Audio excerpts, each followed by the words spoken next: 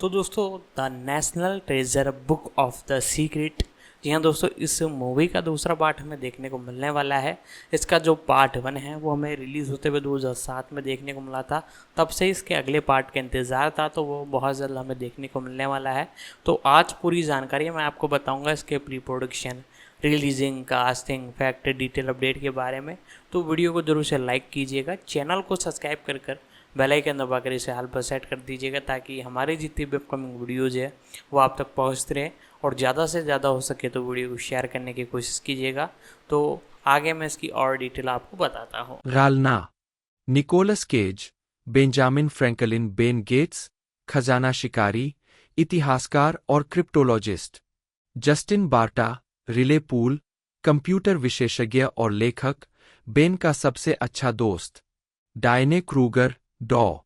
Abigail Chase, राष्ट्रीय अभिलेखागार में दस्तावेज संरक्षण की निदेशक, बेन की पूर्व प्रेमिका। Jon Voight, Patrick Henry Gates, Ben के पिता जो अपनी पत्नी एमिली से तलाक ले चुके हैं। हेलेन मिरेन, डॉ. एमिली एपल्टन गेट्स, मूल अमेरिकी अध्ययन की प्रोफेसर, बेन की मां जो अपने पति पैट्रिक से तलाक ले चुकी है। Ed Harris, Mitchell Mitch Wilkinson, एक काला बाजार डीलर। हार्वे कीटल, एफबीआई विशेष agent Peter Sadusky. Armando Riscoe, FBI विशेष agent Hendricks. Alicia Coppola, FBI विशेष एजेंट स्पेलमैन के रूप में। अल्बर्ट हॉल, डॉ. निकोल्स, ब्रूस ग्रीनवुड संयुक्त राज्य अमेरिका के राष्ट्रपति के रूप में। Ty Burrell, Connor, White House curator, Abigail का नया प्रेमी। Randy Travis Mount Vernon party में कैमियो करते हुए दिखाई देते हैं। माइकल मैज और टिमोथी वी. मर्फी द्वारा छोटे सहायक किरदार निभाए गए हैं, जो क्रमशः मिच के दो साथी डैनियल और सेट की भूमिका में है। जोएल ग्रेटसच और बिली अनगर गेट्स के पूर्वज थॉमस गेट्स और चार्ल्स कैरोल गेट्स की भूमिका में है। क्रिश्चियन कैमार्गो जॉन विल्क्स बूथ की भूमिका में है। ब्रेंट ब्रिस्को माइकल ओलॉगलेन की भूमिका में है। और जैचरी गॉर्डन एक लड़के की भूमिका में है, जो लिंकन की साजिश को लेकर गेट्स के साथ तीखी बहस में पड़ जाता है। फ्रांस में गिलियूम गैलियन और स्काली डेल पेरात बिना श्रेय के फ्रांसीसी पुलिसकर्मियों की भूमिका में दिखाई देते हैं। अब्राहम लिंकन की भूमिका ग्लेन बेक ने निभाई है। 3. उत्पादन, लंदन में फिल्म की शूटिंग। माउंट रशमोर की ओर जाने वाली सड़क पर एक चिन्ह। पहली फिल्म की टिप्पणी में कहा गया था कि सीक्वल की कोई योजना नहीं थी, लेकिन पहली फिल्म के प्रभावशाली बॉक्स ऑफिस प्रदर्शन, दुनिया भर में $347.5 मिलियन की कमाई के कारण 2005 में सीक्वल को हरी झंडी दे दी गई।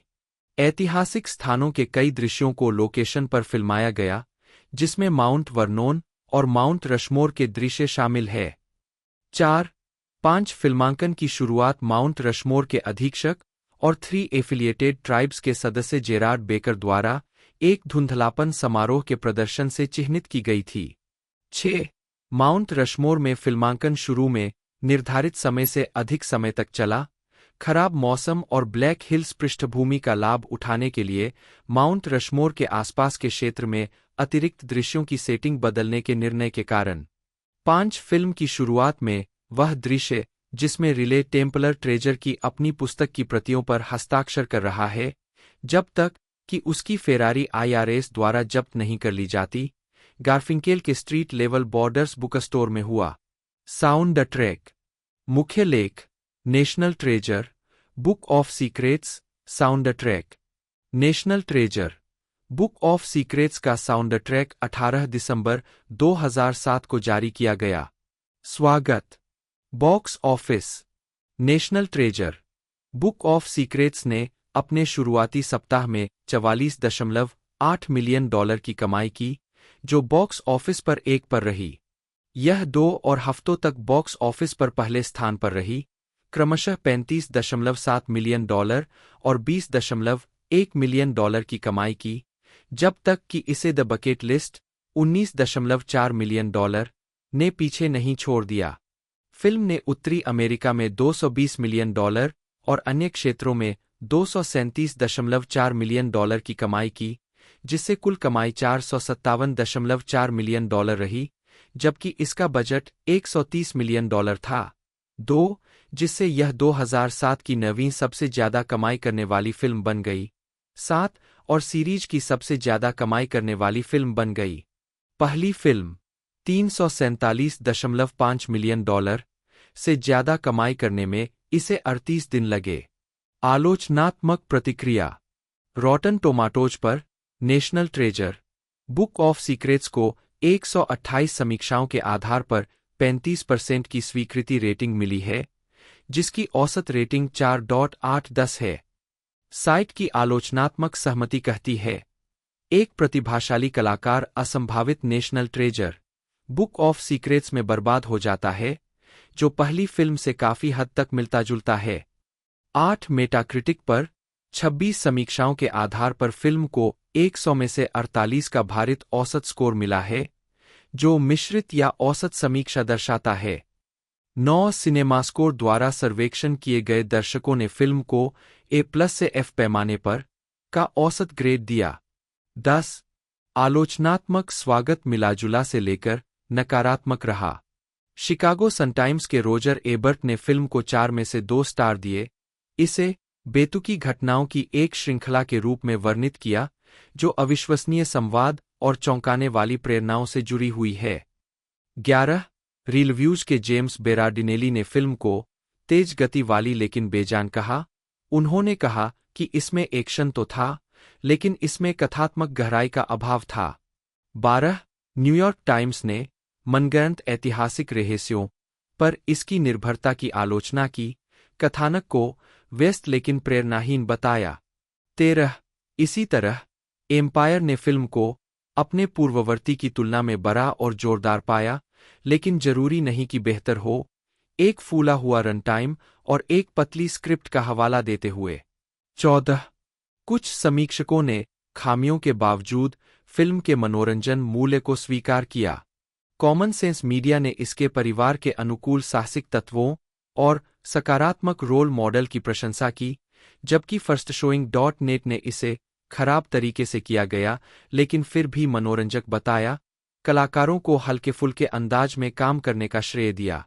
15-16 हॉलीवुड रिपोर्टर ने उल्लेख किया कि हालांकि फिल्म में मौलिकता की कमी थी, लेकिन इसने इस शैली के प्रशंसकों के लिए एक आकर्षक सवारी प्रदान की।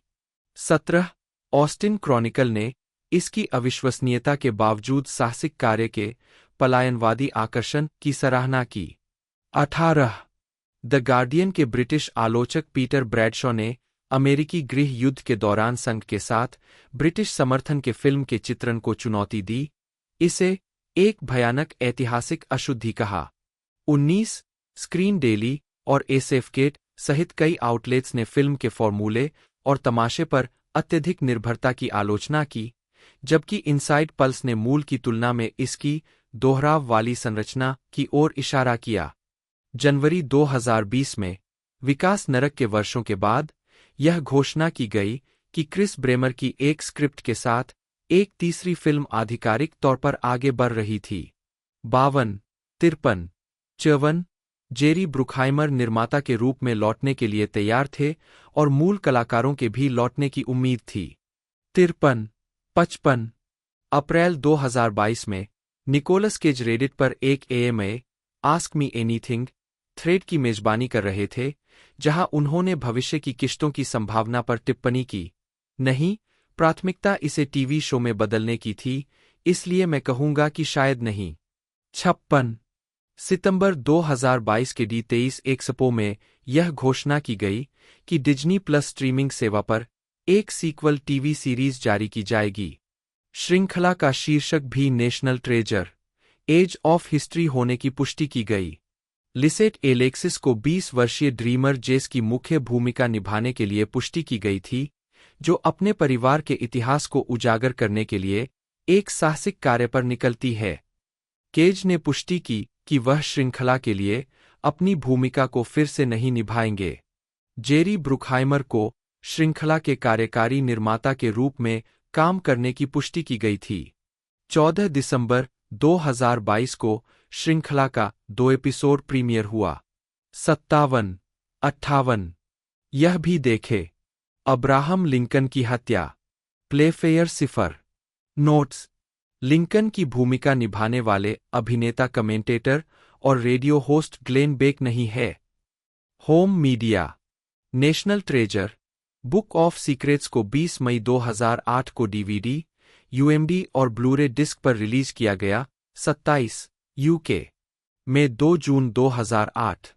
28 शुरुआती सप्ताहांत में 3 178 631 डीवीडी इकाइयां बेची गई, जिससे 50 826 310 का राजस्व प्राप्त हुआ।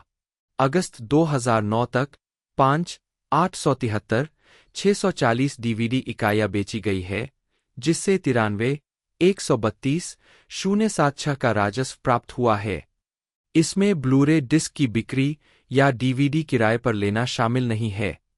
29 तीनों रिलीज के लिए फिल्म का नाम बदलकर national treasure 2 book of secrets कर दिया गया है। फिल्म की आधिकारिक वेबसाइट भी उसी के अनुसार बदल दी गई है। एक विशेष संस्करण, जिसे नेशनल ट्रेजर प्रेसिडेंशियल एडिशन कहा जाता है, में नेशनल ट्रेजर और National treasure 2 book of secrets को एक लेटर बुक के अंदर रखा गया है, जो national treasure 2 book of secrets से राष्ट्रपतियों की गुप्त पुस्तक की प्रतिकृति है। 30 नवीनताएं। डिज्नी प्रेस ने 6 नवंबर 2007 को national treasure 2 book of secrets the junior novel शीर्षक से पटकथा का आधिकारिक उपन्यास प्रकाशित किया। 31 उपन्यास संस्करण में कहानी के कुछ हिस्से वास्तव में फिल्माए गए से थोड़े अलग है, क्योंकि निर्माण से पहले और उसके दौरान पटकथा में बदलाव किए गए थे। उदाहरण के लिए, उपन्यास में बेन और अबीगैल रानी की मेज में छिपे हुए लकड़ी के तख्ते की तस्वीर लेते हैं और उसे पीछे छोड़ देते हैं, जिसके बाद कार का पीछा होता है। हालांकि फिल्म में वे पीछा करते समय तख्ते को अपने साथ ले जाते हैं। आधिकारिक उपन्यासीकरण के दिन ही कैथरीन हापका द्वारा एक साथ ही युवा उपन्यास changing tides, a Gates family mystery भी प्रकाशित हुआ। इसकी कहानी वर्ष 1612 में इंग्लैंड में सेट की गई है और यह गेट्स परिवार के बारे में योजनाबद्ध ऐतिहासिक उपन्यासों की श्रृंखला में पहला है। चेंजिंग टाइड्स का उपसंहार नेशनल ट्रेजर पुस्तक के पीछे शामिल किया गया है। 32 हापका का दूसरा युवा उपन्यास midnight ride, a Gates family mystery 8 मार्च 2008 को प्रकाशित हुआ था। 33 शुद्धता। इस अनुभाग में संभवतः मूल शोध शामिल है। कृपया किए गए दावों की पुष्टि करके और इनलाइन उद्धरण जोड़कर इसे सुधारें। केवल मूल शोध से युक्त कथनों को हटा दिया जाना चाहिए। अक्टूबर 2022। जाने कि इस संदेश को कैसे और कब हटाया जाए। फिल्म में अब्राहम लिंकन की हत्या के पीछे और सोने के शहर का पीछा करने वाले समूह the knights of the golden circle का उल्लेख किया गया था, जो वास्तव में 1863 में भंग हो गया था। यह सिंसिनाटी, ओहियो में स्थित था, जहां इसके संस्थापक जॉर्ज डब्ल्यूएल बिकले रहते थे। 34 वर्जीनिया के मूल निवासी, बिकले एक साहसी व्यक्ति के रूप में जाने जाते थे और साथ ही वित्त के मामले में भी खराब थे। 35 उनका ध्यान Confederate states of America (CSA) को संरक्षित करने पर नहीं था, बल्कि दक्षिण में पड़ोसी देशों में गुलामी को बहाल करने पर था, जिसे वे गोल्डन सर्कल नामक प्रस्तावित राष्ट्र का हिस्सा बनाना चाहते थे। 35 जबकि समूह के कुछ सदस्य कॉन्फेडरेट सेना में शामिल हो गए। 35 1863 में मैक्सिको में उनके अभियान विफल होने तक वे कॉन्फेडरेट सेना में शामिल नहीं हुए। 35 इसके तुरंत बाद संगठन का पर्दाफाश हो गया और सैन फ्रांसिस्को खाड़ी से कई सोने की खेप चोरी करने का प्रयास करते समय कई सदस्यों को गिरफ्तार कर लिया गया। 36 37 38 अमेरिकी गृहयुद्ध के फैलने के बाद कई गोल्डन सर्कल के सदस्य मेसन डिक्सन रेखा के उत्तर में संघ राज्यों से लड़ने पर ध्यान केंद्रित नहीं कर रहे थे, जैसा कि फिल्म बताती है, लेकिन न्यू मैक्सिको के केंद्र शासित प्रदेश को प्रस्तावित गोल्डन सर्कल राष्ट्र का हिस्सा बनाने में व्यस्त थे। 39 40 जो लोग उत्तर में काम करते थे वे ज्यादातर कॉपरहेड राजनेताओं के साथ जुड़े थे जो युद्ध के लिए बातचीत का अंत करना पसंद करते थे।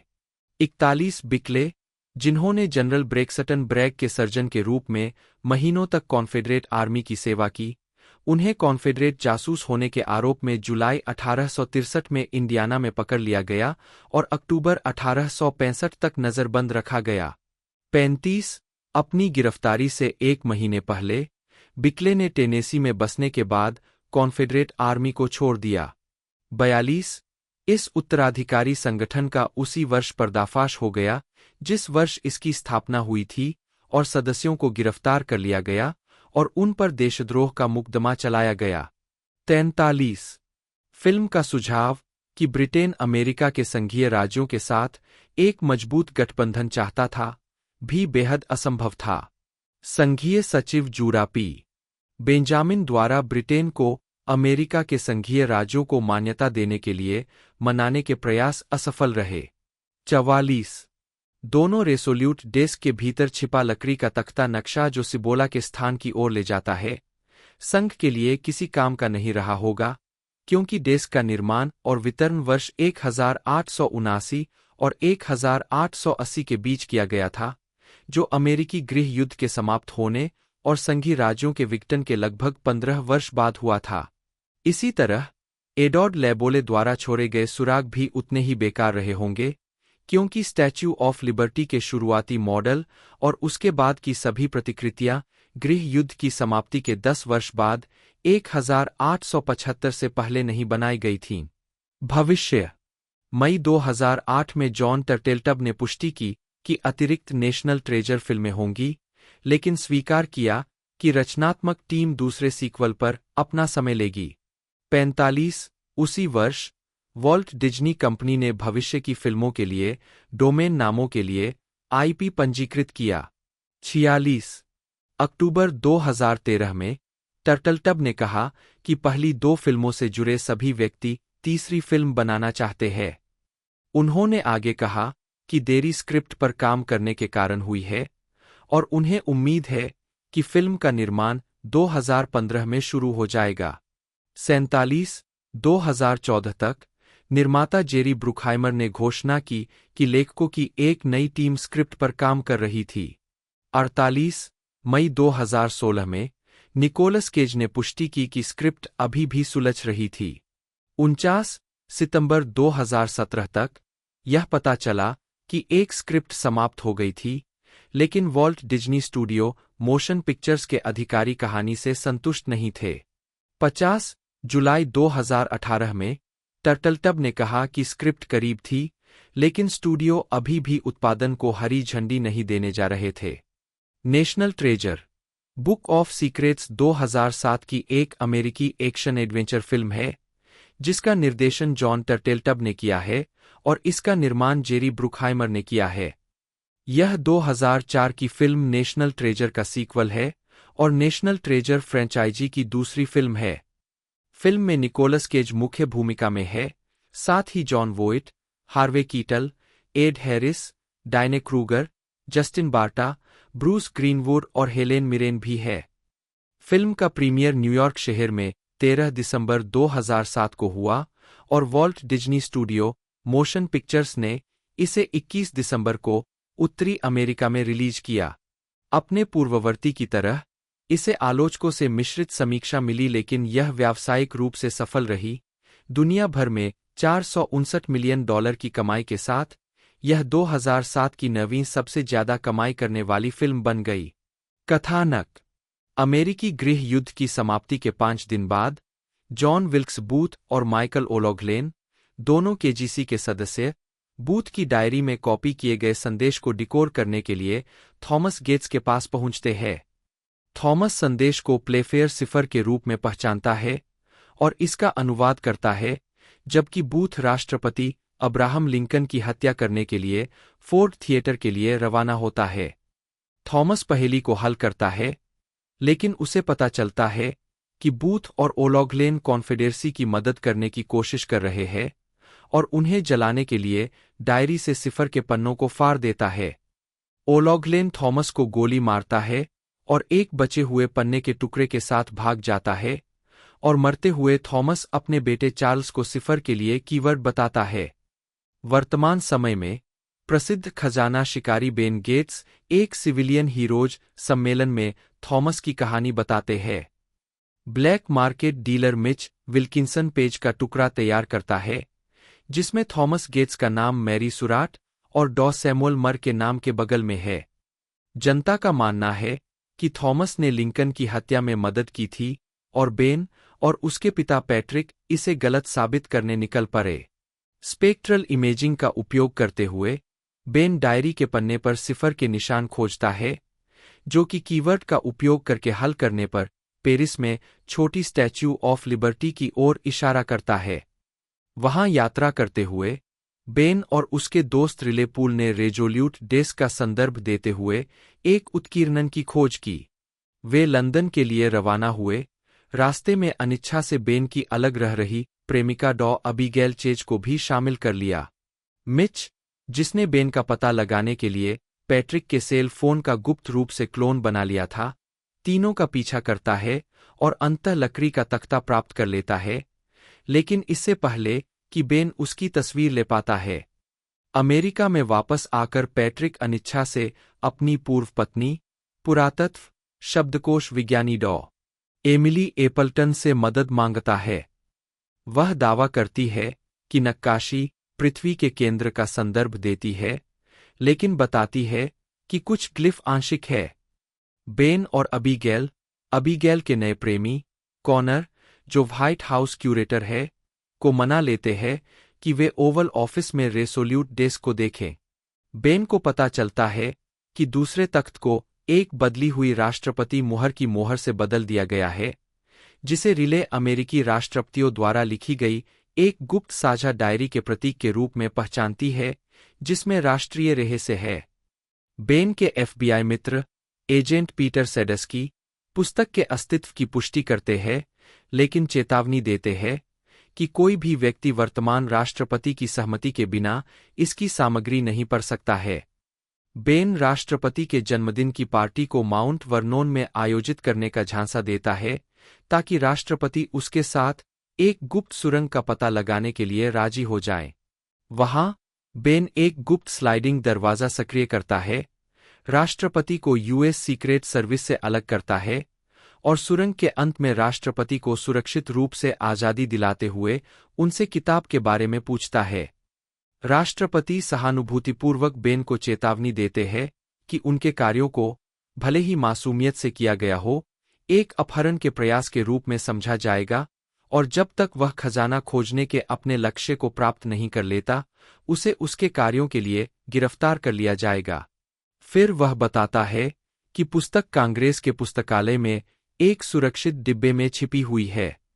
एफबीआई द्वारा पीछा किए जाने पर बेन, अबीगेल और रिले पुस्तक पर एक संक्षिप्त नज़र डालते हैं।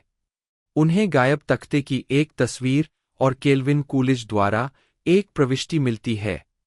एमिली से ग्लिफ के बारे में सलाह लेने के बाद बेन, रिले, अबीगेल और पैट्रिक माउंट रशमोर की ओर बढ़ते हैं। मिच ने पहले ही अंतिम सुराग हासिल कर लिया है, उसे याद कर लिया है और उसे नष्ट कर दिया है। वह एमिली का अपहरण कर लेता है और समूह को उसे साथ लाने के लिए मजबूर करता है। वह समूह को बम के जाल से भरी एक गुफा का प्रवेश द्वार खोजने में मदद करता है। कुछ समय के लिए अलग होने के बाद समूह को सोने का एक मूल अमेरिकी शहर सिबोला युक्त एक गड्ढा मिलता है।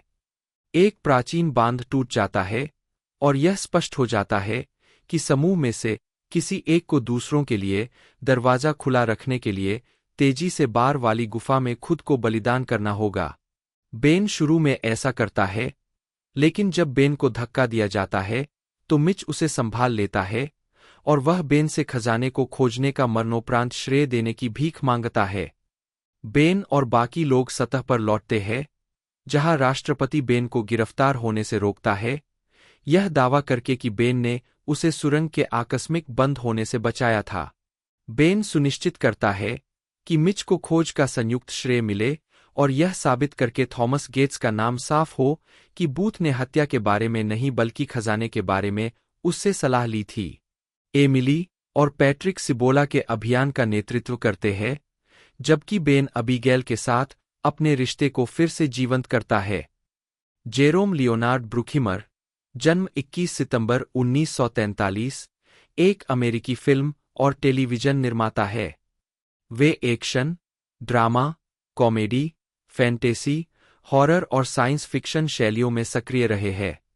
कॉलेज के बाद विज्ञापन में काम करने के बाद 1970 के दशक में ब्रूखिमर फिल्म निर्माण में चले गए। 1980 और 1990 के दशक में उन्होंने साथी निर्माता डॉन सिम्पसन के साथ भागीदारी की। 1996 में सिम्पसन की मृत्यु तक ब्रूखिमर और सिम्पसन की भागीदारी जारी रही। ब्रूखिमर ने Flashdance, Days of Thunder, the Rock, Crimson Tide, Dangerous Minds, Con Air, Armageddon, Enemy of the State, Pearl Harbor, Black Hawk Down के साथ साथ Beverly Hills Cop, Top Gun, Bad Boys, Pirates of the Caribbean और National Treasure franchise सहित कई फिल्मों का निर्माण किया है। अपनी स्वयं शीर्षक वाली प्रोडक्शन कंपनी के शीर्ष पर उन्होंने ऐसी फिल्मों का निर्माण किया है जिन्हें पैरामाउंट पिक्चर्स, सोनी पिक्चर्स और डिज्नी जैसे कई फिल्म स्टूडियो के सहयोग से निर्मित और वितरित किया गया है, जबकि उनके टेलीविजन कार्यों का वार्नर ब्रदर्स टेलीविजन और सीबीएस स्टूडियो द्वारा सहनिर्माण किया गया है। जुलाई 2003 में ब्रूखहाइमर को हॉलीवुड के इतिहास में एक ही सप्ताहांत में पहली और दूसरी सबसे ज्यादा कमाई करने वाली फिल्मों का निर्माण करने वाले पहले व्यक्ति के रूप में वैराइटी द्वारा सम्मानित किया गया। Pirates of the Caribbean, the curse of the black pearl और बैड बॉयज 2। 2023 में टॉप गन मेवरिक ने उन्हें 95वें अकादमी पुरस्कारों में सर्वश्रेष्ठ चित्र के लिए अपना पहला नामांकन दिलाया। 2. उनकी सबसे प्रसिद्ध टेलीविजन सीरीज में television drama CSI, crime scene Investigation, CSI Miami, CSI NY, CSI Cyber, Without a Trace, Cold Case, Lucifer और रियलिटी प्रतियोगिता सीरीज द अमेजिंग रेस शामिल है, जो अंतर्राष्ट्रीय संस्करणों के साथ एक फ्रेंचाइजी को जन्म देगी। उत्तरार्ध के लिए उन्होंने 10 प्राइम टाइम एमी पुरस्कार जीते। 2003 में उनके 3 television productions CSI, crime scene investigation, without a trace और सीएसआई मियामी यूएस रेटिंग में शीर्ष 10 में स्थान पर रहीं, जिससे वे ऐसा करने वाले पहले निर्माता बन गए। 3-4 ब्रूखहाइमर नेशनल हॉकी लीग की 2021 विस्तार टीम, सिएटल क्रैकन के सहसंस्थापक दिवंगत डेविड बॉन्डरमैन के साथ और बहुसंख्यक मालिक पीआईए ग्रुप भी है। प्रारंभिक जीवन। ब्रूखहाइमर का जन्म 21 सितंबर 1943 को डेट्रॉयट, मिशिगन में जर्मन यहूदी आप्रवासियों के बेटे के रूप में हुआ था। 7. उन्होंने कॉलेज के लिए एरिजोना जाने से पहले 17 साल की उम्र में 1961 में डेट्रॉयट के ममफोर्ड हाई स्कूल से स्नातक की उपाधि प्राप्त की। ब्रूखहाइमर स्टैम्प कलेक्शन क्लब के एक सक्रिय सदस्य भी थे। 9. उन्होंने एरिजोना विश्वविद्यालय से मनोविज्ञान में डिग्री के साथ स्नातक किया। वह जेटा बीटा ताऊ बिरादरी के सदस्य थे। फोटोग्राफी में रुचि रखने वाले कम उम्र में ही फिल्म शौकीन, ब्रूखहाइमर जब भी मौका मिलता स्नैपशॉट ले लेते। कॉलेज के बाद ब्रूखहाइमर ने डेट्रॉयट, क्रिएटिव प्रोड्यूसर और न्यूयॉर्क शहर में विज्ञापन में काम किया। आजीविका। 1970 और 1980 का दशक, विज्ञापन से फिल्म निर्माण तक।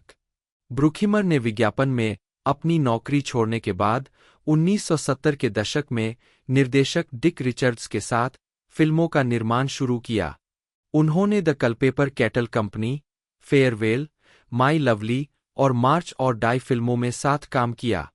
इसके बाद ब्रूखहाइमर ने पॉल श्रेडर के साथ 2 फिल्मों, अमेरिकन जिगोलो और कैट पीपल पर काम किया, जिसने हॉलीवुड में उनकी चर्चा शुरू कर दी। 1980 और 1990 के दशक के दौरान वह पैरामाउंट पिक्चर्स की कई बेहद सफल फिल्मों में डॉन सिम्पसन के साथ सहनिर्माता थे। उनकी पहली मुलाकात सिम्पसन से 1973 में वार्नर ब्रदर्स में द हार्डर दे कम की स्क्रीनिंग के दौरान हुई थी। दोनों ने साथ काम किया और ब्रूखहाइमर की पहली बड़ी हिट 1983 की फ्लैशडांस बनाई। जिसने $95 मिलियन की कमाई की। 11 उस समयावधि के दौरान उनकी कई अन्य हिट फिल्में थीं, जिनमें बेवर्ली हिल्स कॉप फिल्में, टॉप गन और डेज ऑफ थंडर शामिल है। टॉप गन ने अंग्रेजी निर्देशक टोनी स्कॉट के साथ उनके पहले सहयोग को चिह्नित किया, जिन्होंने ब्रुकहाइमर के लिए 6 फिल्मों का निर्देशन किया था। 12 पहली बेवर्ली हिल्स कॉप। 13 9 अगस्त 1983 को ब्रुकहाइमर और सिम्पसन ने पैरामाउंट के साथ अपनी नई सिम्पसन ब्रुकहाइमर प्रोडक्शंस कंपनी के माध्यम से नाट्य और टेलीविजन परियोजनाओं का निर्माण करने के लिए 3 साल का समझौता किया। 14 सिम्पसन के साथ काम करते हुए ब्रुकहाइमर को फिल्म निर्माण के अपने अनुभव के कारण मिस्टर आउटसाइड के रूप में जाना जाने लगा, जबकि सिम्पसन को उनके फिल्म उद्योग के संपर्कों के कारण मिस्टर इनसाइड के रूप में जाना जाने लगा। द रॉक आखिरी फिल्म थी जिसमें ब्रुकहाइमर ने सिम्पसन के साथ सहयोग किया था।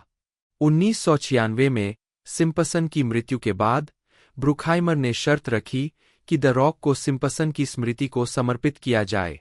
1990 का दशक, बड़े बजट की फिल्में। 1990 में ब्रुकहाइमर और सिम्पसन ने पैरामाउंट के साथ 5 फिल्मों का निर्माण करने के लिए $500 मिलियन का सौदा किया, जो पूरी तरह से उनकी पसंद की फिल्में थीं। 15 हालांकि 1990 में उनकी फिल्म डेज ऑफ थंडर का निर्माण, जिसमें टॉम क्रूज ने अभिनय किया था, उम्मीद के मुताबिक प्रदर्शन नहीं कर पाई, जो ब्रुकहाइमर सिम्पसन की सफलता की कहानी में एक कदम पीछे था। हालांकि इस जोड़ी ने 1994 में कम बजट की फिल्म $12 मिलियन द रेफ के साथ वापसी की। सिम्पसन की असामयिक मृत्यु के बावजूद ब्रुकहाइमर ने बड़ी संख्या में एक्शन फिल्मों का निर्माण जारी रखा, अक्सर निर्देशक माइकल बे के साथ कई बॉक्स ऑफिस हिट पर काम किया, जिसमें आर्मगेडन भी शामिल है। उनके द्वारा निर्मित अन्य लोकप्रिय फिल्मों में Remember the Titans, Black Hawk Down और Pirates of the Caribbean series शामिल है।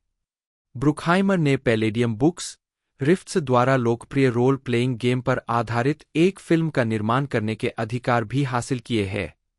1990 के दशक के उत्तरार्ध में उन्होंने नॉन एक्शन फिल्मों का निर्माण करने के लिए टेक्निकल ब्लैक फिल्म्स की शुरुआत की, जिसमें रिमेंबर द टाइटन्स एकमात्र निर्मित फिल्म थी। 17 2000 का दशक, फ्रेंचाइजी, टेलीविजन, वीडियो गेम। 1996 से ब्रुकहाइमर ने टेलीविजन में अपनी शाखाएं फैलाई है, कई पुलिस ड्रामा बनाए हैं, जिनमें से CSI क्राइम सीन इन्वेस्टिगेशन दिन के समय टेलीविजन पर सबसे उल्लेखनीय रहा है। उन्होंने reality game show the amazing race का भी निर्माण किया। मई 2008 में CBS ने घोषणा की कि उसने 2008 से 2009 के प्रसारण टेलीविजन सीजन के लिए ब्रुकहाइमर की नवीनतम सीरीज 11th आवर को चुना है। विज्ञान कथा नाटक एक सरकारी एजेंट और एक प्रोफेसर का अनुसरण करता है, क्योंकि वे अजीब वैज्ञानिक और चिकित्सा गतिविधि की जांच करते हैं। 18 2004 CSI NY की शुरुआत से 2009 विदाउट ए ट्रेस का अंत तक ब्रुकहाइमर के 6 हिट टेलीविजन शो प्रसारित हुए। CSI crime scene investigation, CSI Miami, CSI NY cold case, without a trace और द अमेजिंग रेस। एक समय पर उनकी 3 टेलीविजन सीरीज रेटिंग में शीर्ष 10 में स्थान पाती थीं। 3 दिसंबर 2007 में ब्रुकहाइमर ने एक नया गेम स्टूडियो बनाने के लिए MTV के साथ साझेदारी करने की योजना की घोषणा की। 19 उसी वर्ष 20 ब्रुकहाइमर जेनीमैक्स मीडिया के निदेशक मंडल में शामिल हो गए और तब से बेथेस्डा सॉफ्टवर्क्स शीर्षकों के लिए कई लॉन्च पार्टियों में दिखाई दिए, जिनमें फॉलआउट 3, फॉलआउट, न्यू वेगास और द एल्डर स्क्रॉल वी स्किरिम शामिल है। 21 2009 में ब्रुकहाइमर ने जेरी ब्रुकहाइमर गेम्स का अनावरण किया, जिसका नेतृत्व पूर्व माइक्रोसॉफ्ट स्टूडियो पब्लिशिंग के कार्यकारी निर्माता जिम वीवार्ट ने प्रोडक्शन के अध्यक्ष के रूप में किया, और जे कोहेन, जो पहले यूबीसॉफ्ट के US पब्लिशिंग के उपाध्यक्ष थे, विकास के अध्यक्ष के रूप में। 10 सितंबर 2009 को यह घोषणा की गई कि NBC ने ब्रुकहाइमर से एक एक्शन प्रोसीजर लिया है। चेस नामक शो 23 एक टीम की कहानियों को बताता है जिसका काम यह सुनिश्चित करना है कि भगोड़े अपराधी न्याय से बच न सकें। हॉलीवुड रिपोर्टर की रिपोर्ट 24 हालांकि मई 2011 में इसे रद्द कर दिया गया था। स्किन, जो ब्रुकहाइमर का एक और प्रोडक्शन था, को 2003 में केवल 3 एपिसोड के बाद रद्द कर दिया गया था। 2010 का दशक, स्वतंत्र निर्माता, खेल 2011 में यह अफवाह थी कि जेरी ब्रुकहाइमर गेम्स 3 शीर्षकों पर काम कर रहा था, लेकिन कुछ भी सामने नहीं आया। 25 मार्च 2013 में जेरी ब्रुकहाइमर गेम्स को बंद कर दिया गया। 26 हालांकि जेरी ब्रुकहाइमर गेम्स बंद हो गया है, ब्रुकहाइमर अभी भी जेनीमैक्स बोर्ड के सदस्य बने रहे, ज्यादातर जेनीमैक्स के पूर्व अध्यक्ष अर्नेस्ट डेल के करीबी सहयोगी होने के कारण, जब तक कि जेनीमैक्स को 2021 में माइक्रोसॉफ्ट द्वारा खरीद नहीं लिया गया। 27-28 टॉप गन मैवरिक के वैश्विक प्रीमियर में Christopher McQuarrie, Kenneth R. Whitesell, Tom Cruise, Joseph Kosinski और ब्रुकहाइमर। 2014 में द सॉर्सेरर्स अप्रेंटिस 29 और द लोन रेंजर की निराशा के बाद 30 ब्रुकहाइमर और डिज्नी स्टूडियो ने उस वर्ष समाप्त होने वाले अपने फर्स्ट लुक डील को नवीनीकृत न करके अलग होने का फैसला किया। 31 उन्होंने उसी वर्ष पैरामाउंट के साथ एक नया फर्स्ट लुक डील साइन किया और अपने नए पार्टनर के साथ संभावित प्रोडक्शन वेंचर के रूप में एक नए बेवर्ली हिल्स कॉप और एक टॉप गन 2 का उल्लेख किया। 32 जून 2016 में जेरी ब्रुकहाइमर टेलीविजन एक स्वतंत्र संगठन बन गया, जिसने वार्नर ब्रदर्स टेलीविजन के साथ 15 साल का अन्य समझौता समाप्त कर दिया। 33 अगले वर्ष प्रोडक्शन कंपनी ने सीबीएस टेलीविजन स्टूडियो के साथ एक समझौते पर हस्ताक्षर किए। 34 2020 में यह बताया गया कि पैरामाउंट के साथ उनका पहला लुक डील नवीनीकृत नहीं किया गया था। 35 ब्रुकहाइमर को लास वेगास में प्रस्तावित खेल क्षेत्र के निवेशकों में से एक के रूप में नामित किया गया था। 36 और उन्हें नेशनल हॉकी लीग (NHL) द्वारा एक विस्तार हॉकी टीम के मालिक होने के लिए अग्रणी पसंद होने की अफवाह थी जो क्षेत्र में खेलेगी। ब्रुकहाइमर को प्रस्तावित सिएटल आधारित NHL विस्तार टीम के निवेशकों में से एक के रूप में भी नामित किया गया था, जिसका आवेदन 2018 की शुरुआत में प्रस्तुत किया गया था। 37 NHL बोर्ड ऑफ गवर्नर्स ने 4 दिसंबर 2018 को सिएटल क्रैकन नामक टीम को मंजूरी देने के लिए मतदान किया, जिसने 2021 से 22 सत्र में खेलना शुरू किया। 38 ब्रुकहाइमर एक निवेश समूह का हिस्सा थे जिसमें टिम लेइवेके, ओक व्यू ग्रुप और डेविड बॉन्डरमैन, अल्पसंख्यक मालिक NBA के बोस्टन सेल्टिक्स, भी शामिल थे। 39 फिल्म उद्योग पर प्रभाव, उच्च लाभ वाले उत्पादन। जून 2013 में जॉनी डेप और टॉम क्रूज के साथ ब्रुकहाइमर बीच में वियतनाम युद्ध के बाद अमेरिकी नौसेना की छवि को नया स्वरूप देने और नौसेना के नए सदस्यों को आकर्षित करने के लिए पेंटागन के सहयोग से टॉप गन फिल्म का निर्माण किया गया था। टॉप गन हॉलीवुड और नौसेना के बीच पहला पूर्ण सहयोग था। 41 ब्रुकहाइमर द्वारा विकसित इस मॉडल ने 1990 के दशक और उसके बाद सैन्य फिल्मों का एक नया चलन शुरू किया। 41 जुलाई 2003 में ब्रुकहाइमर को हॉलीवुड के इतिहास में एक ही सप्ताहांत में सबसे ज्यादा कमाई करने वाली 2 फिल्मों बडी कॉप बैड बॉयज 2 और Disney theme park spin off pirates of the Caribbean the curse of the black pearl का निर्माण करने वाले पहले निर्माता के रूप में वैरायटी द्वारा सम्मानित किया गया। एक वैरायटी के अनुसार ब्रुकहाइमर टच की विशेषता लगातार नुकीला, उच्चटेन दृश्य गतिशीलता और मेडिसन एवेन्यू के साथ बहुत लोकप्रिय विजयवाद द्वारा संचालित समान रूप से विशिष्ट कहानी कहने से है। 10 वॉल्ट डिज्नी पिक्चर्स द्वारा निर्मित pirates of the Caribbean film श्रृंखला अत्यधिक लाभदायक थी और इसने ब्रुकहाइमर की आकर्षक परियोजनाएं बनाने की क्षमता को प्रदर्शित किया। Pirates of the Caribbean the curse of the black pearl, जो कि फ्रेंचाइजी की पहली फिल्म थी, 9 जुलाई 2003 को रिलीज हुई थी। बॉक्स ऑफिस पर हिट रही इस फिल्म को आलोचकों और फिल्म देखने वालों दोनों ने खूब सराहा। पहली फिल्म की अप्रत्याशित सफलता के बाद डिज्नी ने खुलासा किया कि एक त्रयी पर काम चल रहा था। Pirates of the Caribbean dead minus chest 7 जुलाई 2006 को रिलीज हुई थी। सीक्वल बहुत सफल साबित हुई, जिसने अपने प्रीमियर के दिन ही दुनिया भर के रिकॉर्ड तोड़ दिए। अंत में फिल्म ने दुनिया भर के बॉक्स ऑफिस पर कुल 1,066,179,725 अर्जित किए। श्रृंखला की तीसरी film pirates of the Caribbean 8 world's end 25 मई 2007 को दुनिया भर में रिलीज हुई थी। 2 और फिल्में Pirates of the Caribbean on Stranger Tides और Pirates of the Caribbean. Gregory Stephen Poirier, जन्म 19 मई 1961, एक अमेरिकी फिल्म और टेलीविजन लेखक, निर्देशक और निर्माता है। जीवन और कैरियर। पोयरियर का जन्म कुला, माउई, हवाई में हुआ था और उन्होंने MAUI academy of performing arts में पढ़ाई की थी। उन्होंने जॉन सिंगलटन निर्देशित फिल्म रोजवुड 1997 के लिए पटकथा लिखी, जिसके लिए उन्हें राइटर्स गिल्ड ऑफ अमेरिका का पॉल सेल्विन पुरस्कार मिला। उन्होंने कॉमेडी सी स्पॉट रन 2001 के लिए पटकथा भी लिखी और कॉमेडी टॉमकैट्स 2001 लिखी और निर्देशित की।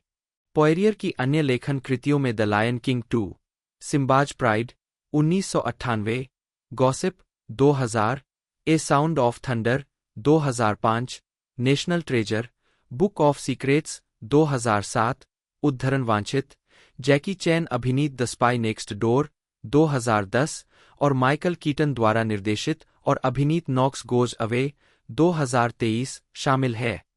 पोयरियर एबीसी मिस्ट्री सीरीज मिसिंग के निर्माता, कार्यकारी निर्माता और लेखक है, जिसमें एशले जुड ने अभिनय किया है, जो 2012 में एक सीजन के लिए प्रसारित हुआ था। फिल्म निर्माण पर विचार।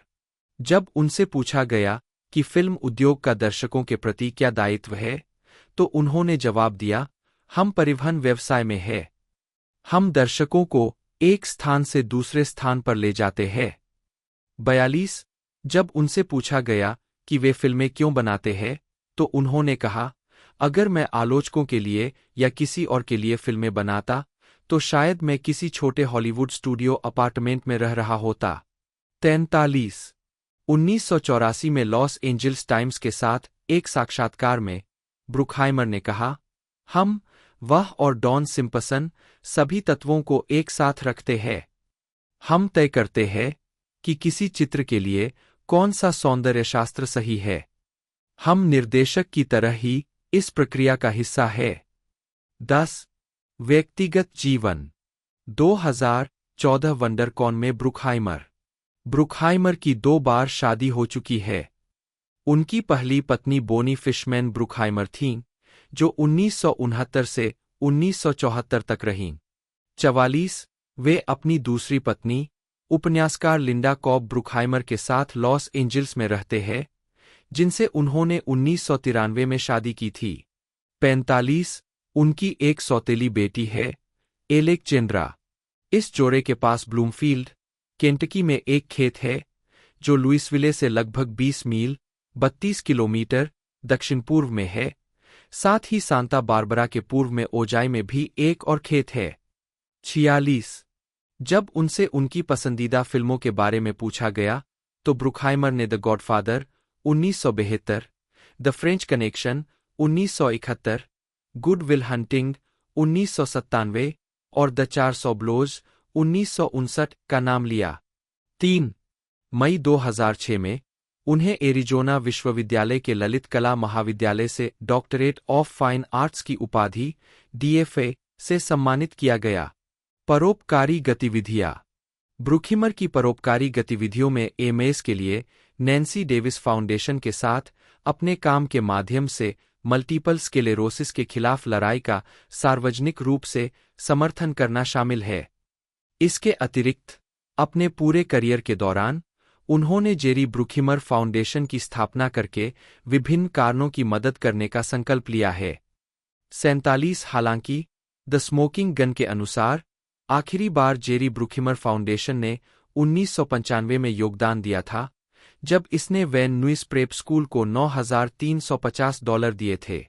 48 ब्रूखिमर ने ऐतिहासिक क्लिपर जहाज कट्टी सर्क की मरम्मत और जीर्णोद्धार में सहायता की है। ब्रूखिमर द्वारा ली गई तस्वीरों का एक संग्रह नवंबर 2007 में लंदन में कट्टी सर्क संरक्षण परियोजना के लिए धन जुटाने में मदद करने के लिए प्रदर्शित किया गया था। प्रदर्शनी में pirates of the Caribbean 8 world's end के फिल्मांकन के दौरान सेट पर ली गई 30 से अधिक तस्वीरें प्रदर्शित की गईं। 49 राजनीतिक योगदान। ब्रूखिमर ने रिपब्लिकन अभियानों और समितियों को $50,000 से अधिक का दान दिया है। 50 उन्होंने जॉन मैक्केन के 2008 के राष्ट्रपति चुनाव अभियान के लिए धन दान किया। उन्होंने जॉन मैक्केन की ओर से एक संयुक्त धन उगाहने वाली समिति को $5,000 दिए। 51 उन्होंने 2012 मिट रोमनी विजय निधि को $25,000 का दान दिया। 52 फिल्मोग्राफी। जब तक अन्यथा उल्लेख न किया जाए, सभी फिल्में उनके द्वारा निर्मित थीं। पतली परत। निर्माता के रूप में, सिवाय जहां उल्लेख किया गया हो। निकोलस किम कोपोला, जन्म 7 जनवरी 1964। 1-2 जिन्हें पेशेवर रूप से निकोलस केज के नाम से जाना जाता है, एक अमेरिकी अभिनेता और फिल्म निर्माता है। उन्हें कई पुरस्कारों से सम्मानित किया गया है, जिसमें एक अकादमी पुरस्कार, एक स्क्रीन एक्टर्स गिल्ड अवार्ड और एक गोल्डन ग्लोब अवार्ड के साथ-साथ 2 बाफ्टा पुरस्कारों के लिए नामांकन शामिल है। एक अभिनेता के रूप में अपनी बहुमुखी प्रतिभा के लिए जाने जाने वाले केज ने विभिन्न फिल्म शैलियों में काम करके एक महत्वपूर्ण पंथ का निर्माण किया है। 3, 4, 5 कोपोला परिवार में जन्मे केज ने अपने करियर की शुरुआत फास्ट टाइम्स एट रिजमोंड हाई 1982 और वैली गर्ल 1983 जैसी फिल्मों से की, साथ ही अपने चाचा फ्रांसिस फोर्ड कोपोला की कई फिल्मों जैसे rumble fish 1983, the cotton club 1984 और पैगी सू गॉट मैरिड 1986 से की। उन्हें मूनस्ट्रक और रेजिंग एरिजोना दोनों 1987 में अपनी भूमिकाओं के लिए आलोचनात्मक सफलता मिली, इससे पहले कि उन्हें नाटकीय फिल्म लीविंग लास वेगास 1995 के लिए सर्वश्रेष्ठ अभिनेता का अकादमी पुरस्कार मिला। कॉमेडी ड्रामा फिल्म एडेप्टेशन 2002 में जुड़वा चार्ली और डोनाल्ड कॉफमैन की भूमिका निभाने के लिए उन्हें ऑस्कर के लिए नामांकित किया गया था। केज ने खुद को मुख्यधारा की एक्शन फिल्मों में स्थापित किया, जैसे the rock 1996, con air 1997, face off 1997, gone in 60 seconds 2000, national treasure film series 2004 से 2007, घोस्ट राइडर फिल्म सीरीज 2007 से 2011 और किक-एस 2010। उन्होंने City of Angels 1998, Bringing out the Dead 1999, the Family Man 2000, Matchstick Man 2003 और द विकर मैन 2006 में नाटकीय भूमिकाएं भी निभाई। उन्होंने the Ant Bully 2006, Astro Boy 2009, the Croods film series 2013 से 2020, Teen Titans go to the Movies और स्पाइडरमैन इनटू द स्पाइडरवर्स दोनों 2018 में पात्रों को आवाज दी है। उन्होंने Mandy 2018, Pig 2021, the Unbearable Weight of Massive Talent 2022, Dream Scenario 2023 और लॉन्गलेग्स 2024 में अपनी अभिनीत भूमिकाओं के लिए नए सिरे से आलोचनात्मक पहचान अर्जित की। 6, 7, 8 केज सैटर्न फिल्म्स नामक प्रोडक्शन कंपनी के मालिक है और उन्होंने शैडो ऑफ द वैम्पायर 2000 और द लाइफ ऑफ डेविड गेल 2003 जैसी फिल्मों का निर्माण किया है और सन्नी 2002 का निर्देशन किया है। फिल्म उद्योग में उनके योगदान के लिए उन्हें 1998 में हॉलीवुड वॉक ऑफ फेम में शामिल किया गया था। उन्हें 2007 में एम्पायर पत्रिका की the top 100 movie stars of all time सूची में 40वें स्थान पर रखा गया था और 2008 में प्रीमियर की हॉलीवुड में 100 सबसे शक्तिशाली लोगों में 37वें स्थान पर रखा गया था। निकोलस केज को एम्पायर पत्रिका द्वारा 2022 के पाठकों के सर्वेक्षण में अब तक के 50 महानतम अभिनेताओं में से एक चुना गया था। 9. प्रारंभिक जीवन और परिवार। केज का जन्म कैलिफोर्निया के लॉन्ग बीच में साहित्य के प्रोफेसर ऑगस्ट कोपोला और डांसर और कोरियोग्राफर जॉय वोगेलसांग के घर हुआ था। उनका पालन पोषण एक कैथोलिक परिवार में हुआ था। उनके पिता इतालवी वंश के थे और उनकी मां मुख्य रूप से जर्मन और पोलिश वंश की थीं। उनके पिता की ओर से कुछ अंग्रेजी और स्कॉटिश वंश थे। 10, 11, 12 उनके पैतृक दादा दादी संगीतकार कार्माइन कोपोला और अभिनेत्री इटालिया पेनिनो थे और उनके पैतृक परदादा परदादी बर्नाल्डा बेसिलिकाटा से आए अप्रवासी थे। 13 अपने पिता के माध्यम से वह निर्देशक फ्रांसिस फोर्ड कोपोला और अभिनेत्री तालिया शायर दोनों के भतीजे हैं और निर्देशक रोमन कोपोला और सोफिया कोपोला, फिल्म निर्माता जियांकार्लो कोपोला और अभिनेता रॉबर्ट और जेसन श्वार्टजमैन के चचेरे भाई है। 14, 15 केज 3 बेटों में सबसे छोटे हैं। उनके 2 भाई न्यूयॉर्क रेडियो व्यक्तित्व मार्क द कोपोला और निर्देशक क्रिस्टोफर कोपोला है। उन्होंने बेवर्ली हिल्स हाई स्कूल में पढ़ाई की। 16 जो अपने कई पूर्व छात्रों के लिए जाना जाता है जो मनोरंजनकर्ता बन गए। वह कम उम्र से ही अभिनय करने की ख्वाहिश रखते थे और उन्होंने UCLA school of theatre, film and television में भी पढ़ाई की। उनका पहला गैर सिनेमाई अभिनय अनुभव गोल्डन बॉय के एक स्कूल प्रोडक्शन में था। 17 उन्होंने कहा कि उन्होंने अभिनय करना शुरू किया क्योंकि वह जेम्स डीन बनना चाहते थे। मैंने उन्हें rebel without A cause, east of Eden में देखा। किसी भी चीज ने मुझे प्रभावित नहीं किया, कोई रॉक गाना नहीं, कोई शास्त्रीय संगीत नहीं, जिस तरह से डीन ने मुझे ईडन में प्रभावित किया। इसने मेरे दिमाग को उड़ा दिया। मैं ऐसा था, यही वह है जो मैं करना चाहता हूं। 15 साल की उम्र में उन्होंने अपने चाचा फ्रांसिस फोर्ड कोपोला को स्क्रीन टेस्ट देने के लिए मनाने की कोशिश की। उनसे कहा कि मैं तुम्हें अभिनय दिखाऊंगा।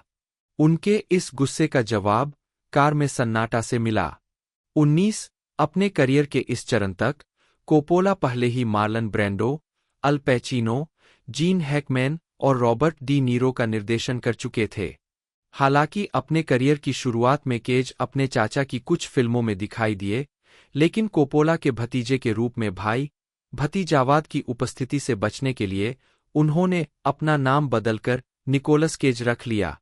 उनके नाम का चुनाव मार्वल कॉमिक्स के सुपरहीरो ल्यूक केज और संगीतकार जॉन केज से प्रेरित था। 20, 21 आजीविका 1981 से 1988 प्रारंभिक कार्य और सफलता। केज ने अपने अभिनय की शुरुआत 1981 के television pilot the best of time से की, जिसे ABC ने कभी नहीं उठाया। 22 उनकी फिल्मी शुरुआत 1982 में हुई, जिसमें उन्होंने आने वाली उम्र की फिल्म फास्ट टाइम्स 8 रिजमोंट हाई में जज रेनहोल्ड के चरित्र के एक अनाम सहकर्मी की एक छोटी सी भूमिका निभाई, जिसने मूल रूप से रेनहोल्ड के हिस्से के लिए ऑडिशन दिया था। 23 फिल्म में उनके अनुभव को कलाकारों द्वारा उनके चाचा की फिल्मों के अंतहीन उद्धरण देने से खराब कर दिया गया, जिसने उन्हें अपना नाम बदलने के लिए प्रेरित किया। 23 केज की पहली अभिनीत भूमिका रोमांटिक कॉमेडी वैली गर्ल 1983 में डेबोरा फोरमैन के साथ आई, जिसमें उन्होंने एक गुंडे की भूमिका निभाई जिसे टाइटैनिक वैली गर्ल से प्यार हो जाता है। 25 उन्होंने अपने चाचा की फिल्म द आउटसाइडर्स में डलास विंस्टन की भूमिका के लिए ऑडिशन दिया, जो AC हिंटन के उपन्यास पर आधारित थी, लेकिन मैट डिलन से हार गए। 26 हालांकि केज उस वर्ष कोपोला के एक अन्य हिंटन उपन्यास रंबल फिश के रूपांतरण में सहकलाकार होंगे।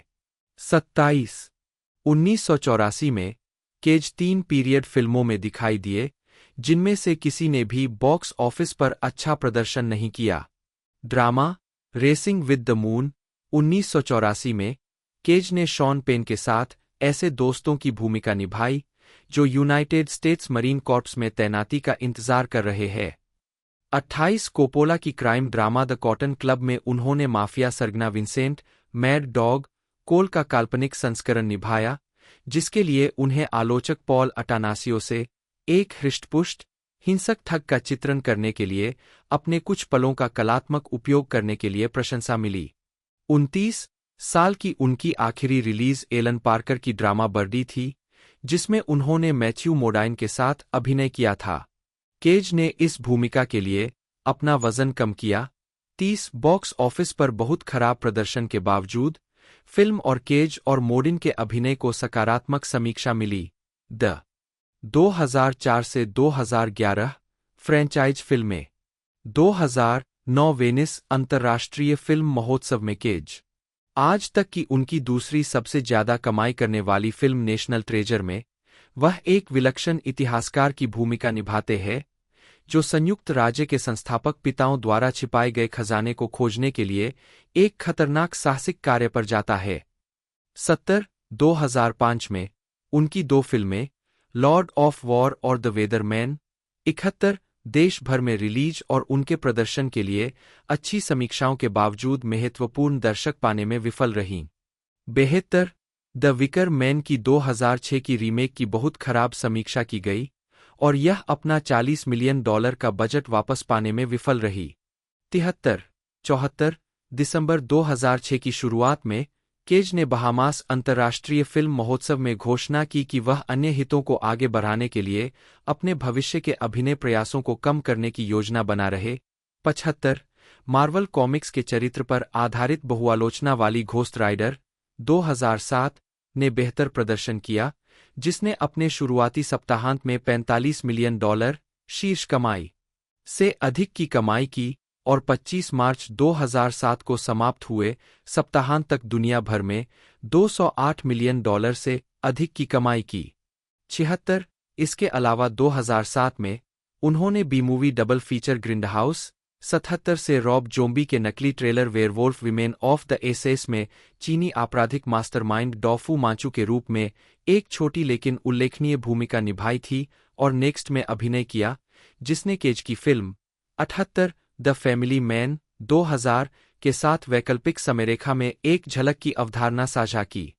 79 नवंबर 2007 में केज को न्यूयॉर्क शहर में Ring of Honor wrestling show के मंच के पीछे देखा गया, जहां वे द रेसलर के लिए मुख्य भूमिका की तलाश कर रहे थे। हालांकि केज ने कुछ समय बाद ही प्रोडक्शन छोड़ दिया, क्योंकि उन्हें लगा कि उनके पास भूमिका की तैयारी के लिए पर्याप्त समय नहीं है और निर्देशक डैरेन एरोनोफ्स्की ने मुख्य भूमिका के लिए मिकी राउर्क को प्राथमिकता दी। राउर्क को उनके प्रदर्शन के लिए अकादमी पुरस्कार के लिए नामांकन मिला। 81 फिल्म के साथ एक साक्षात्कार में एरोनोफ्स्की ने केज के फिल्म छोड़ने के फैसले के बारे में कहा कि निक एक पूर्ण सज्जन व्यक्ति थे और उन्होंने समझा कि मेरा दिल मिकी के साथ था और उन्होंने खुद को किनारे कर लिया। एक अभिनेता के रूप में निक केज के लिए मेरे मन में बहुत सम्मान है और मुझे लगता है कि यह वास्तव में निक के साथ काम कर सकता था, लेकिन आप जानते हैं, निक मिकी का अविश्वसनीय रूप से समर्थन करते थे और वे मिकी के पुराने दोस्त हैं और वास्तव में इस अवसर पर मदद करना चाहते थे, इसलिए उन्होंने खुद को दौर से बाहर कर लिया। 82 2008 में केज फिल्म बैंकॉक डेंजरस में जो नामक एक कॉन्ट्रैक्ट किलर की भूमिका में दिखाई दिए, जो बैंकॉक में काम के दौरान हृदय परिवर्तन से गुजरता है। फिल्म को पैंग ब्रदर्स ने शूट किया है और इसमें दक्षिण पूर्व एशियाई स्वाद है। 83 2009 में केज ने एलेक्स प्रोयास द्वारा निर्देशित साइंस फिक्शन थ्रिलर नोइंग में अभिनय किया। फिल्म में वह एक MIT प्रोफेसर की भूमिका निभाते हैं, जो अपने बेटे के प्राथमिक विद्यालय में खोदे गए टाइम कैप्सूल की सामग्री की जांच करता है। कैप्सूल के अंदर मिली चौंकाने वाली भविष्यवाणियां, जो पहले ही सच हो चुकी है, उसे यह विश्वास दिलाती है कि सप्ताह के अंत में दुनिया खत्म हो जाएगी और वह और उसका बेटा किसी तरह इस विनाश में शामिल है। 84 फिल्म को मिश्रित समीक्षा मिली। इसके अलावा 2009 में केज ने प्रशंसित जर्मन निर्देशक वर्नर हर्जोग द्वारा निर्देशित film bad lieutenant port of call new Orleans में अभिनय किया। 86 उन्होंने जुआ, ड्रग और शराब की लत वाले एक भ्रष्ट पुलिस अधिकारी का किरदार निभाया। फिल्म को आलोचकों द्वारा बहुत अच्छी प्रतिक्रिया मिली। समीक्षा एग्रीगेटर वेबसाइट रॉटन टोमाटोज पर इसे 87% सकारात्मक समीक्षा मिली। 87 केज को उनके प्रदर्शन के लिए सराहना मिली। शिकागो ट्रिब्यून के माइकल फिलिप्स ने लिखा, हर्जोग को अपना आदर्श दुभाषिया मिल गया है, एक कलाकार जिसका सच प्रदर्शन की कलात्मकता में गहराई से निहित है। देवियों और सज्जनों, निकोलस केज अपने बेहतरीन रूप में। 88 इस फिल्म ने केज को ईवा मेंडेस के साथ फिर से जोड़ा, जिन्होंने घोस्ट राइडर। 89 2010 में केज ने द सॉर्सरर्स अप्रेंटिस में अभिनय किया, जिसमें उन्होंने जादूगर की भूमिका निभाई, और अगले वर्ष period piece season of the witch में मुख्य भूमिका निभाई, जिसमें 14वीं शताब्दी के एक शूरवीर ने ब्लैक प्लेग फैलाने के आरोप में एक महिला को मठ में पहुंचाया। 90 2011 में केज ने घोस्ट राइडर के sequel ghost rider spirit of vengeance में अपनी भूमिका दोहराई। 91 2012 से 2017 करियर में असफलताएं। 2011 सैन डिएगो कॉमिक कॉन में केज। 2013 में केज कई परियोजनाओं में शामिल थे। उल्लेखनीय फिल्मों में एनिमेटेड फिल्म द क्रूड शामिल है, जिसमें उन्होंने ग्रुप क्रूड नामक एक चरित्र को आवाज दी थी। क्रूड्स को आलोचकों से सकारात्मक समीक्षा मिली और यह $135 मिलियन के बजट के मुकाबले $585 मिलियन की कमाई के साथ बॉक्स ऑफिस पर सफल रही। 92 उन्होंने द फ्रोजन ग्राउंड में मुख्य किरदार के रूप में अभिनय किया, जो एक थ्रिलर क्राइम ड्रामा फिल्म है, जिसे स्कॉट वॉकर ने अपने निर्देशन में लिखा और निर्देशित किया, जो वास्तविक जीवन के अलास्का सीरियल किलर रॉबर्ट हेंसेन के अपराधों पर आधारित है। 93 फिल्म ने उन्हें क्यूसैक के साथ फिर से जोड़ा, जिसमें केज द्वारा अभिनीत एक अलास्का स्टेट ट्रूपर को दिखाया गया है, जो हेंसेन के चंगुल से बच निकली एक युवती के साथ साझेदारी करके क्यूसैक द्वारा अभिनीत हेंसेन को पकड़ने की कोशिश करता है। 94 95 उन्होंने जो में भी अभिनय किया, जो डेविड गॉर्डन ग्रीन द्वारा निर्देशित और सहनिर्मित एक स्वतंत्र अपराध ड्रामा फिल्म है, जो लैरी ब्राउन के 1991 के इसी नाम के उपन्यास से रूपांतरित है। इस फिल्म में निकोलस केज एक पीड़ित व्यक्ति है, जो एक 15 वर्षीय लड़के टाई शेरिडन द्वारा अभिनीत को काम पर रखता है और उसे उसके अपमानजनक पिता से बचाता है। फिल्म का प्रीमियर 30 अगस्त 2013 को 70वें वेनिस अंतर्राष्ट्रीय फिल्म महोत्सव में हुआ। 96 97 और इसके बाद 2013 के टोरंटो अंतर्राष्ट्रीय फिल्म महोत्सव में इसकी स्क्रीनिंग की गई। 98 यह बॉक्स ऑफिस पर फ्लॉप रही, $4 मिलियन के बजट से केवल $2.36 मिलियन की कमाई की।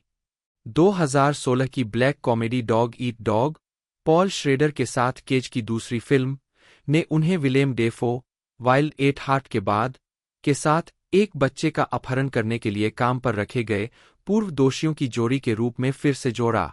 99 फिल्म का प्रीमियर 20 मई 2016 को 2016 के कान फिल्म फेस्टिवल में डायरेक्टर्स फोर्टनाइट सेक्शन के लिए समापन प्रविष्टि के रूप में हुआ था।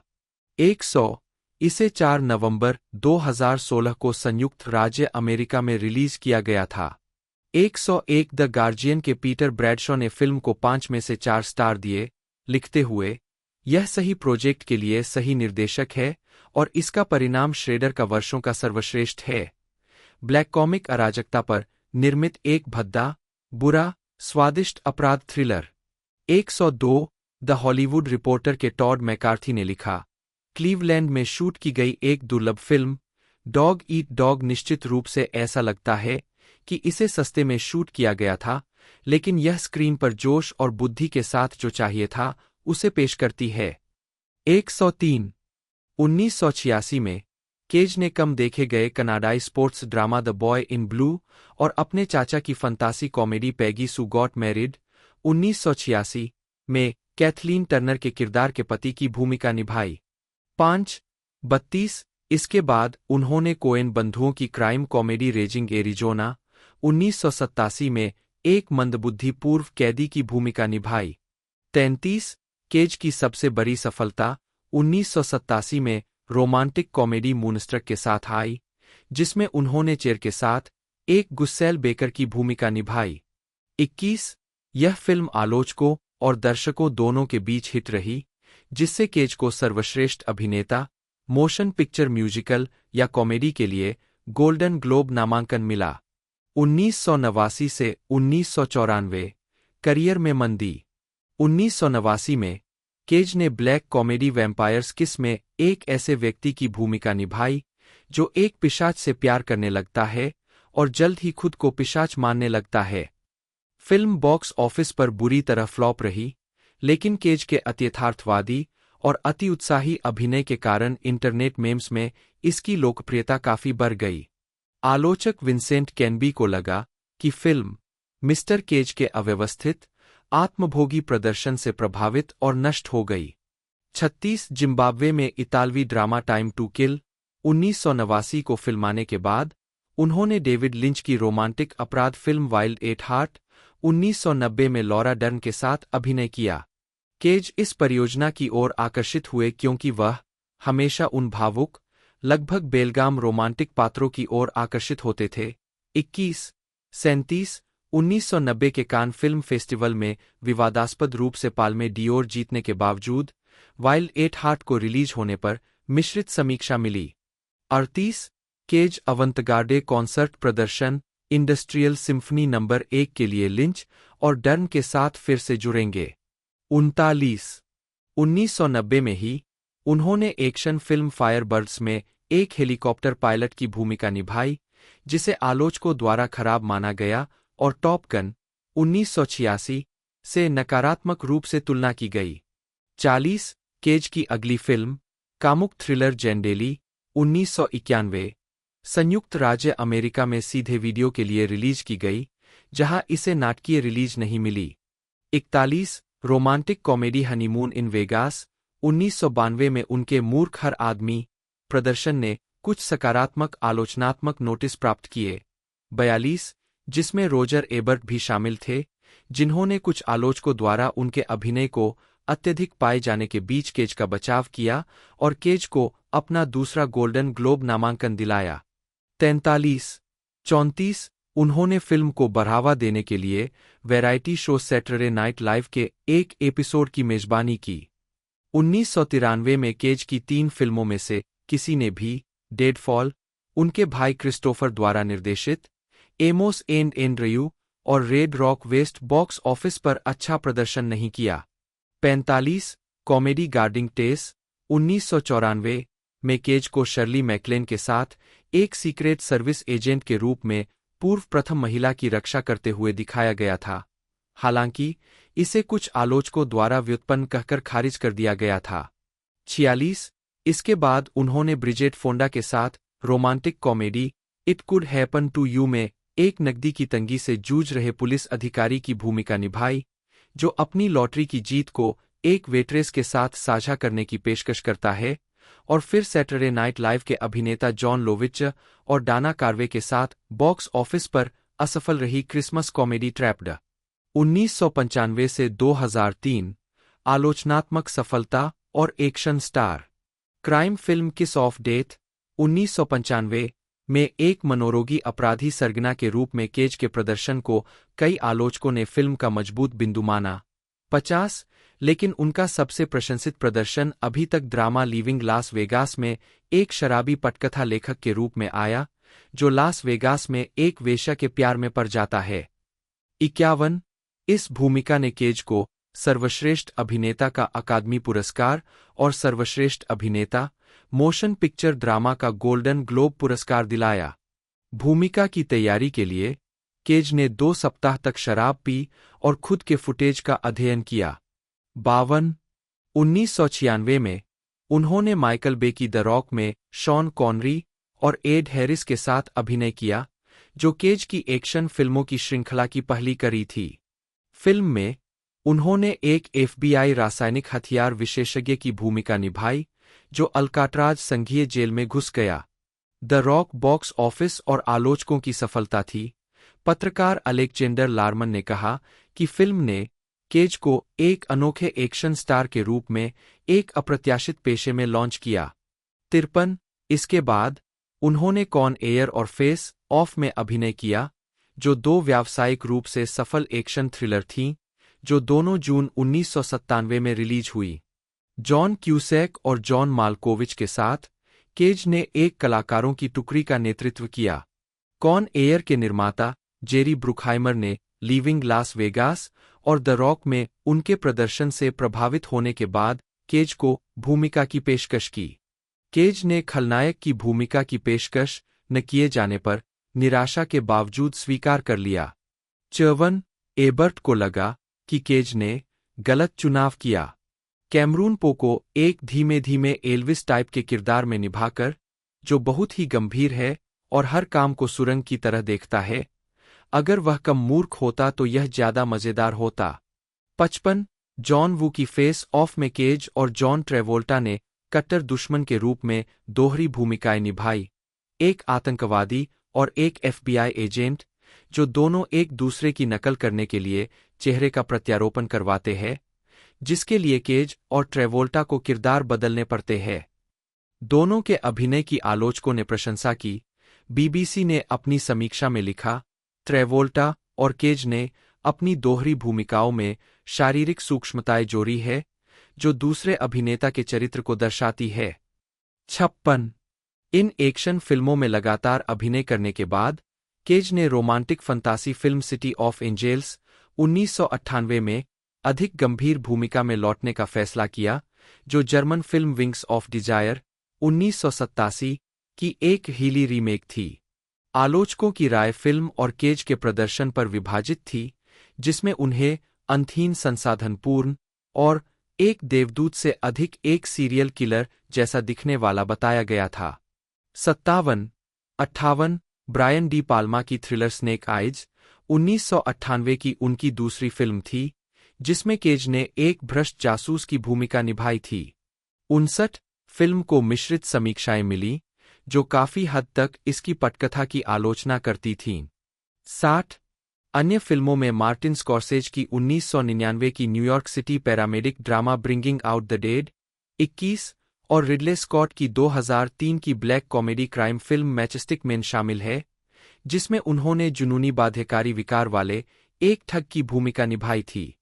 61 केज की अधिकांश फिल्में जिन्होंने वित्तीय सफलता हासिल की, वे एक्शन एडवेंचर शैली में थीं। इनमें the rock 62 con air 63 face off 63 और गॉन इन 60 सेकंड्स शामिल है, जिसमें केज एक सेवानिवृत्त कार चोर की भूमिका में है। 64 उन्होंने 2001 की फिल्म कैप्टन कोरेलीज मैंडोलिन में मुख्य भूमिका निभाई। 65-66 2002 में उन्हें वास्तविक जीवन के पटकथा लेखक चार्ली उस वर्ष के अंत में केज ने animated film teen Titans go to the movies में क्लार्क केंट बटा सुपरमैन की आवाज दी। उन्हें मूल रूप से 1990 के दशक में टिम बर्टन की रद्द की गई सुपरमैन फिल्म सुपरमैन लाइव्स में सुपरमैन की भूमिका निभाने के लिए चुना गया था। 117 उन्होंने स्पाइडरमैन इनटू द स्पाइडरवर्स 2018 में पीटर पार्कर बटा स्पाइडरमैन नोयर के वैकल्पिक मोनोक्रोमेटिक 1930 के दशक के ब्रह्मांड संस्करण को आवाज दी। केज ने अपने गायन प्रदर्शन को हम्फ्री बोगार्ट, जेम्स कॉग्नी और एडवर्ड जी रॉबिन्सन की फिल्मों पर आधारित किया। 118 28 जनवरी 2019 को विक्टर और इरीना येल्चिन ने अपने बेटे एंटोन येल्चिन लव एंटोशा के बारे में एक वृत्तचित्र का प्रीमियर 2019 सनडांस फिल्म फेस्टिवल में किया। 119 इस डॉक्यूमेंट्री का निर्देशन गैरेट प्राइस ने किया था और इसमें एंटोन के कुछ दोस्तों और सहयोगियों जैसे Kristen Stewart, J Abrams, Chris Pine, Jennifer Lawrence, Jodie Foster, John Cho और मार्टिन लैंडो के साथ कई साक्षात्कार शामिल है। केज ने फिल्म के नैरेटर के रूप में अभिनय किया, जिसमें एंटोन के कई लेख पढ़े गए। 120 दिसंबर 2018 में यह घोषणा की गई थी कि केज ने रिचर्ड स्टेनली की कलर आउट ऑफ स्पेस में मुख्य भूमिका निभाने के लिए हस्ताक्षर किए थे, जो H.P. लवक्राफ्ट की लघु कहानी the colour out of space पर आधारित थी। 121 यह स्टैनली की पहली फीचर फिल्म थी जिसे द आइलैंड ऑफ डॉ मोरो 1996 से निकाले जाने के बाद निर्देशित किया गया था। 122 कलर आउट ऑफ स्पेस का प्रीमियर 7 सितंबर 2019 को 2019 टोरंटो अंतर्राष्ट्रीय फिल्म महोत्सव के मिडनाइट मैडनेस भाग में हुआ, जहां केज को क्रिएटिव कोलिशन के स्पॉटलाइट इनिशिएटिव पुरस्कार से उनकी भूमिका के लिए सम्मानित किया गया। 123 124 22 जनवरी को चुनिंदा पूर्वावलोकन स्क्रीनिंग के बाद फिल्म 24 जनवरी 2020 को संयुक्त राज्य अमेरिका के 81 सिनेमाघरों में रिलीज हुई।